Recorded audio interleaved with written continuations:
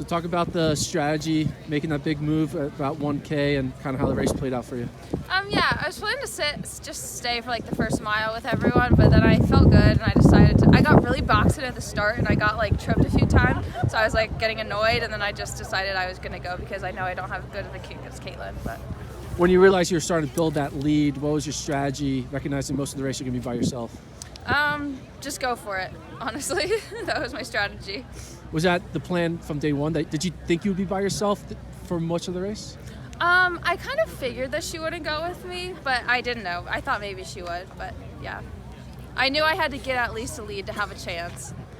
What was your going through your mind when you knew that did you know the gap was closing throughout the race, or like were you able to kind of take a peek to see the type of lead you had? Or? I had a bunch of people telling me how far she was the whole time. And what did you learn from this strategy? Obviously, this is your first cross country champion. Oh, I guess it's my second. I got 27th last year because I fell at like someone tripped me at like a little after 5K last year, and I like fell to the ground, and then my legs just never recovered from it. But I took that as a lesson and applied it to this year, and knew I had to get out. What do you take away from this performance?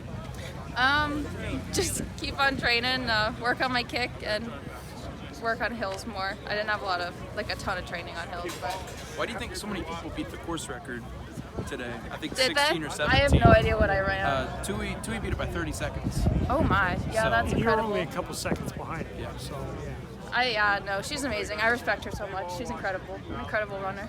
Why do in you person. think? Why do you think everyone was beating that course today? Beat the course record? Yeah. I think I don't know.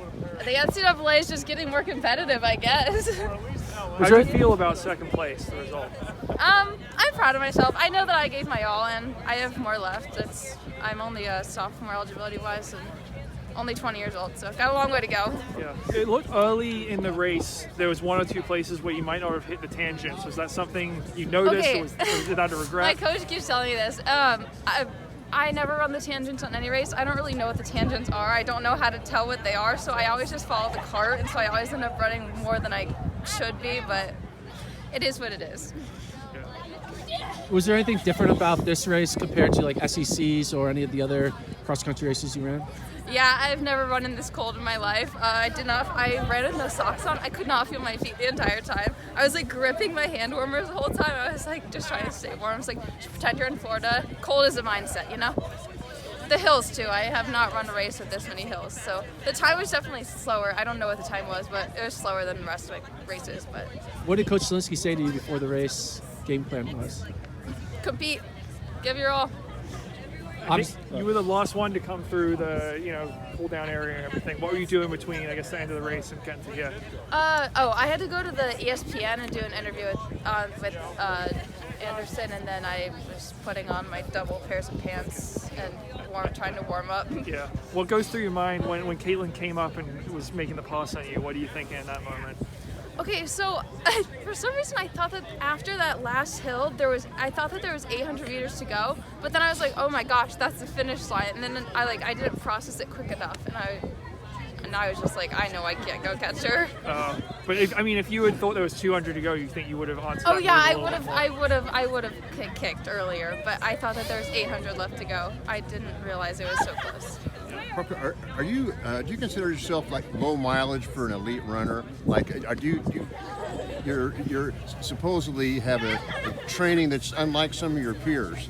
Yeah, I definitely run a lot lower mileage than probably most of the people here. I've been running like 25, 30 miles a week now, plus I train on the elliptical a ton. I was actually just talking to Natalie Cook about it because we train the same, but yeah, I definitely do not run a high mileage. And this obviously works for you. It does work for me. I think cross training is very underrated. I think that fitness is fitness, and I honestly probably got more work in with the hills from the arc trainer and the elliptical than I did from running. So, and it keeps you healthy. Katelyn said that she's running the 5K in Boston in a couple weeks, trying to run fast. Are you going to be in that race as well? We have not decided yet. What's your expectations now going into 2023, having this great cross-country season, kind of now one of the top two contenders in the nation? What type of pressure or expectations you put on yourself for indoor and outdoor?